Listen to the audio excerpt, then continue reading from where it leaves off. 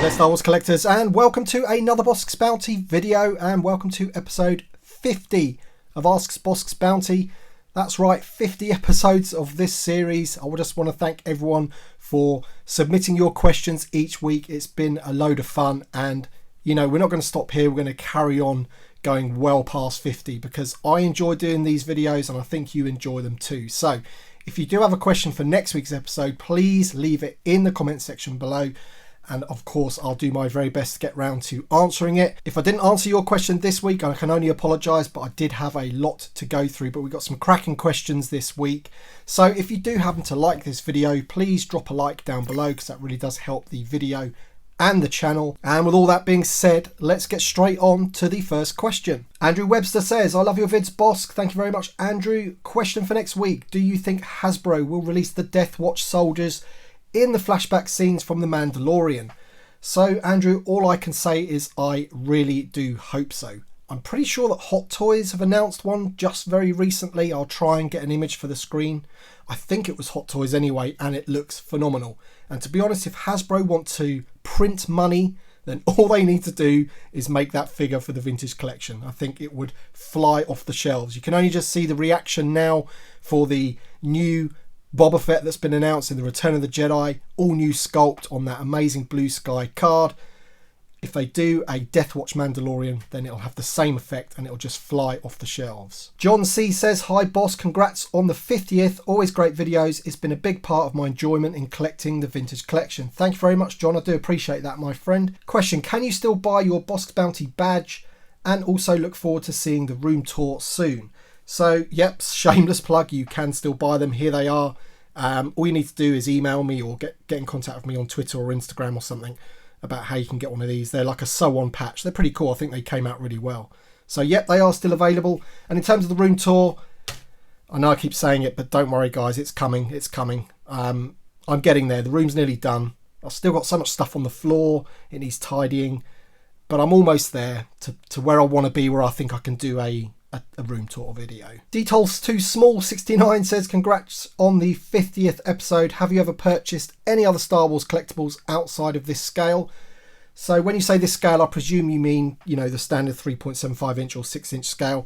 And the answer is yes. I've collected things over the years, things like Micro Machines and Star Wars Lego. I also like the Kota Bagheera statues, which we have this one here. This one here I'm actually going to give away, and I'm going to do it on Instagram.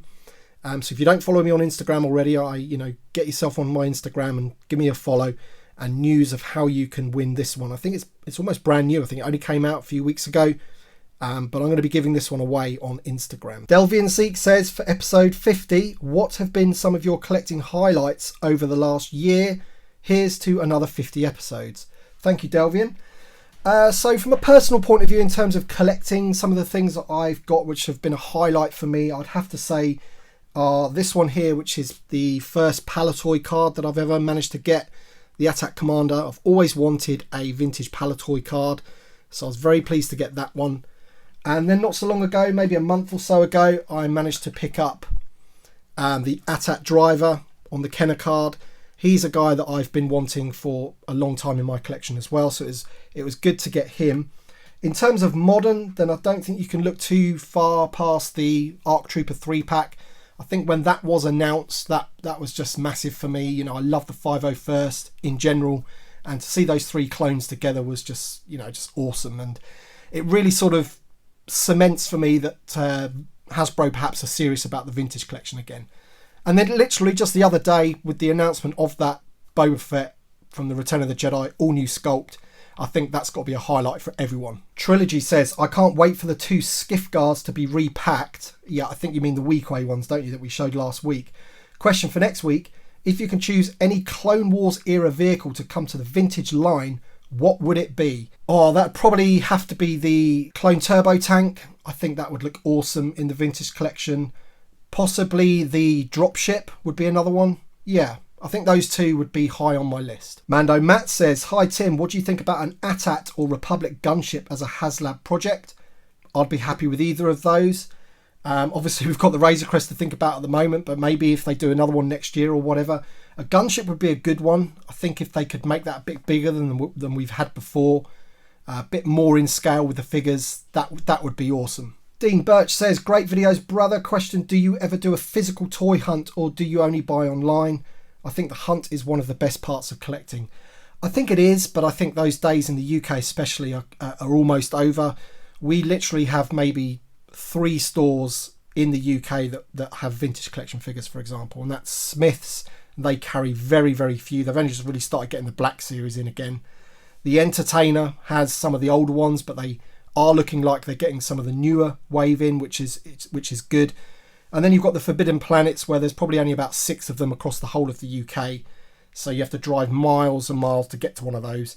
And when you do get to them, they're slightly more expensive than online. They're more like sort of £16.99 as opposed to £12.99 on a website. So, of course, I would love to go on a toy hunt and drive around all the shops and everything. We don't have Toys R Us anymore, but I think those days are slowly disappearing, and, you know, everything these days gets bought online, doesn't it? Not just toys. Ryan S says, hi Bossk, love watching your videos. Ask Bossk is the highlight of my weeks. Thank you, Ryan. Do you think we will get figures centered around the Razor Crest like we did with the sail barge? Yes, 100% we will.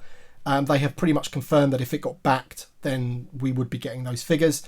Grief Karga has already been rumoured, for example, but I can see in 2021 that we'll get, you know, Queel, we'll get IG-11, hopefully some of the Prison Gang, obviously Grief Karga, as I just mentioned there. We're going to get some characters from The Mandalorian. You can already see that they are going heavy on The Mandalorian, and that's because it's hot property at the moment and the second season's about to start. So why not cash in while they can, if you know what I mean. J-Guide Custom says, I'm surprised Hasbro didn't make the VC-163 Shadow Trooper as a GameStop exclusive as it was first appeared in Battlefront 2015. Well, to be honest, I don't think it's Hasbro's decision when it comes to that sort of thing. I think GameStop really only sort of stocks the 6-inch line. That's their thing, and if they're going to do a deal on an exclusive, it'll more than likely be, you know, a line of 6-inch figures. So I don't think there would have ever been a choice to make that figure an exclusive to GameStop. Purple Yoda says, hi Bossk, loving your work. In your opinion, what's the definitive figure of Obi-Wan Alec Guinness, and what's available to buy from the vintage collection perspective of this figure? Has there been a version of this figure available since the original 96? So we are a little bit light on Obi-Wan Kenobi, or Old Ben Kenobi. So I personally think that the definitive version, funnily enough, is a 5POA version that came in the Last Jedi boxing. He's a Force Link figure, only because he just looks so great. I think, you know, obviously lacks the articulation, no arm movement, just on the shoulder. But the head sculpt and the hood and everything is very, very nice indeed. Great looking figure. Certainly better than this one. This is the only representation that we have of Old Ben Kenobi on a vintage style card. This came out in 2004 in the original Vintage Trilogy collection, or VOTC rather. There he is there, decent card back. Of course, it's the original card back. But the figure is a lot, you know, it needs improving. It's one of the ones from the 2004 line, very much like Boba Fett that we're just getting re-released and re-sculpted. He's another one that could have that.